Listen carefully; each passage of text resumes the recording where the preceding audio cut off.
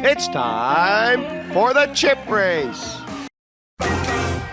For strategy this week, we are going to take a look at a hand of mine from the Estrellas Barcelona Main Event. It is early in the day one turbo final flight, 20-minute levels, and we are playing to the money. Blinds are 100, 200 with a 200 ante. I open to 400 with the 7-6 of diamonds under the gun plus 2, 8-handed off a stack of about 32k. I've chipped up a tiny little bit. The big blind defends off his 29,700 stack. So this is a 149 big blind effective pot. Firstly, Dara, is my open okay here?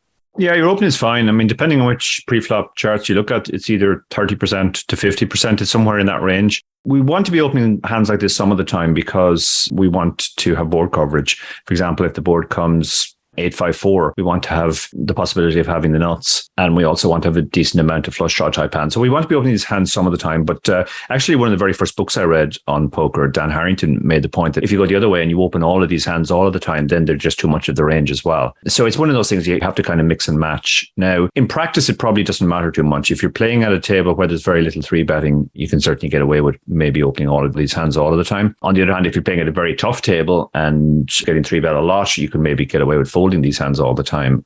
Yeah, the way I sort of guerrilla that equation, if you like, is that I know that there are certain hands I'm supposed to open maybe a quarter of the time or half the time. And when that comes to it, I just decide before I sit down to play each time that if it's red or if it's black, I just decide which color it needs to be. And then I decide on a suit. So if it's a quarter of the time, I need it to be that suit. If it's half the time, I need it to be that color. And that's how I execute some frequency awareness in those situations. Anyway, to the flop, the pot is 1100 and it comes the Queen of Diamonds, 8 of Hearts, 5 of Diamonds. The action goes check. I bet 800, 73% of pot, and my opponent calls. I've got a big draw here with straight and flush possibilities. The 7-6 of Diamonds working very nicely on this board. On this board texture, I wouldn't always bet, but since I can make a very strong hand, I certainly like to put this hand into my betting range.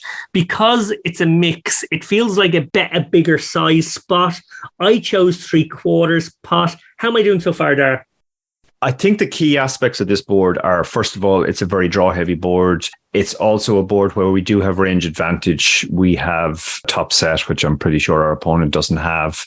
We have the over pairs. In general, we just have stronger hands here. But on the other hand, he probably has more two pairs than we have. And there are lots of draws. So our value hands in any given spot tend to drive the strategy. And if we have a value hand here, aces or kings or ace queen, and we're thinking about what we want to do with that, we want to bet big because of all the draws that are out there. It's a very dynamic board. So I think we want to bet big. And once you've made that decision, then you say, okay, well, if we are betting big, then where do we get our bluffs from? And first of all, we need quite a lot of bluffs. The bigger we bet, the more bluffs we need.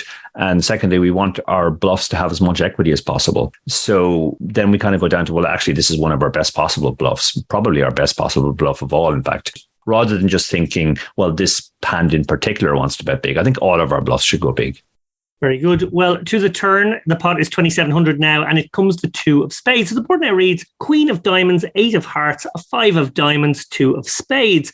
I'm obviously up against the big blind defending range here, but that's as bricky a turn as they come. He checks again, and I decide that it's a very good overbet spot.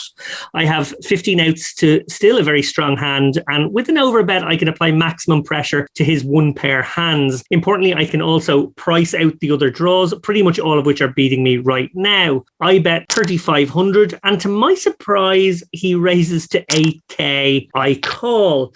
Dara, firstly, my decision to overbet. I chose 1.3x pot. I think I could have gone bigger in retrospect.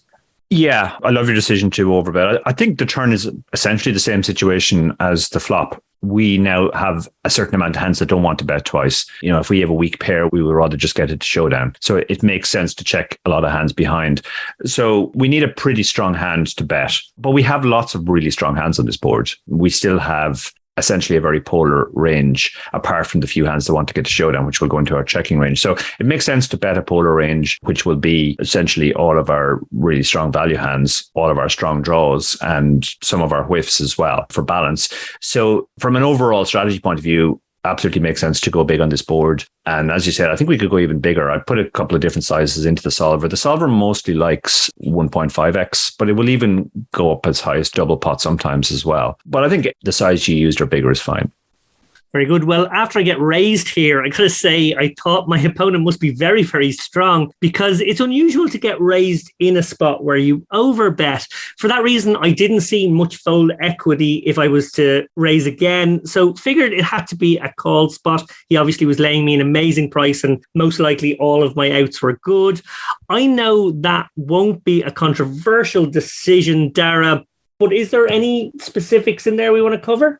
This is a spot where he has a couple of raises, mostly his two pairs. His sets might want to raise some of the time as well, but I think his two pairs in particular, maybe the more vulnerable ones, want to raise for protection/equity denial. So he doesn't have very many raises, but he does have some, but he should definitely use a bigger size because this size really accomplishes nothing. It gives all of your draws a good enough price to continue.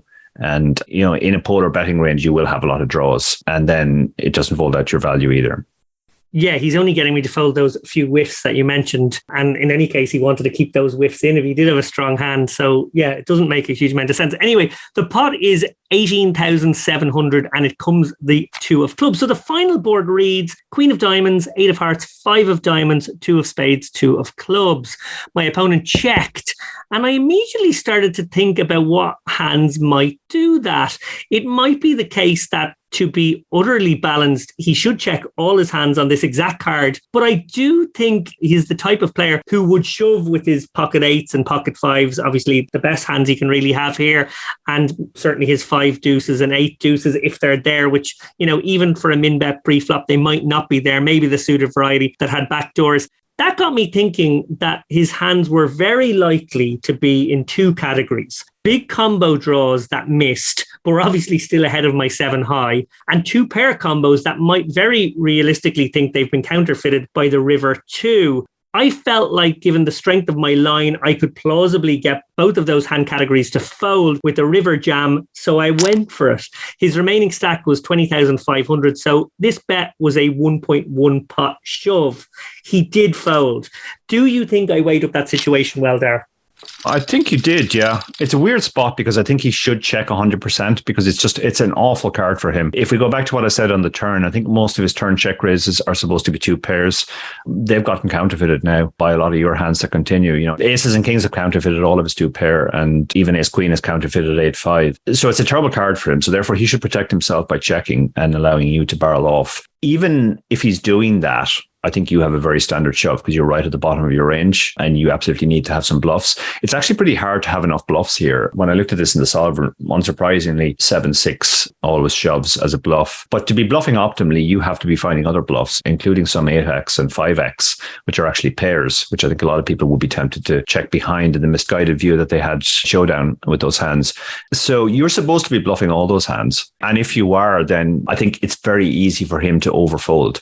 Like if your read on him is correct that he would shove the top of his range, so he's only checking the part of his range that hates the deuce on the river, then it's possible he's just folding 100%. So, from exploitative point of view, maybe you're just supposed to shove 100%. On the other hand, if you're up against a station who, even though he thinks he should fold, he's going to side call, then shoving is going to be a disaster with anything. So it really comes down to your read on the guy. I think in theory land you're supposed to shove, and it's a very clear shove, and I think he's supposed to call surprisingly wide. I think stuff like 8-5 is even supposed to call.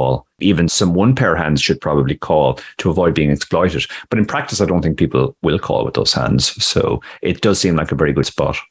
Yeah, interesting that you mentioned 8-5 there. That is actually the hand I got to find out he had. He flipped it over. I guess sort of hoping, doing that thing that live players do where they show the big fold and then hope that induces you to show the bigger hand so that they feel good about it. I didn't show my 6-7. I actually kept it to myself because I thought no point giving away free information, no point getting that image right out of the gate. I might want another cheeky bluff to come through in a few minutes' time. But he did show the 8-5. And I got to say, I didn't realize that would actually be a call. I thought that was a good decision from him, given the likelihood that I had that hand beat. And I wondered then, is that a flaw in my game that I then wouldn't have enough hands that I would do it for thinner value, and therefore maybe his fold is good, that I'm polarized to really nutty stuff and my missed draws and actually not enough other hands that he could be beating? I think it's probably a case that you just don't have enough bluffs rather than anything else. I think you're not going to turn enough 8x into a bluff. Like in your seat, even Queen 8 isn't a value bet on the river. It's check behind. So you do need a very strong hand. But the thing with 8-5 specifically is he's blocking pocket 8s, he's blocking pocket 5s. He blocks enough of the value range that it's not even a break-even call. Like usually bluff catchers at equilibrium are break-even. But 8-5 blocks enough that it actually makes 8% a pot. Now, 8% a pot isn't a huge amount, so you don't have to be under bluffing by very much for it to tip it back into you have to fold in practice, which I think might be actually the case here. I think you're probably under bluffing this spot, and I would think probably almost all tournament players are. So in practice, his fold is fine. That's really interesting. Well, in game, I got away with it. I scallywagged my way to a nice little pot there right out of the gate. It was certainly a nice one to take down and sort of help get the engine started, shall we say.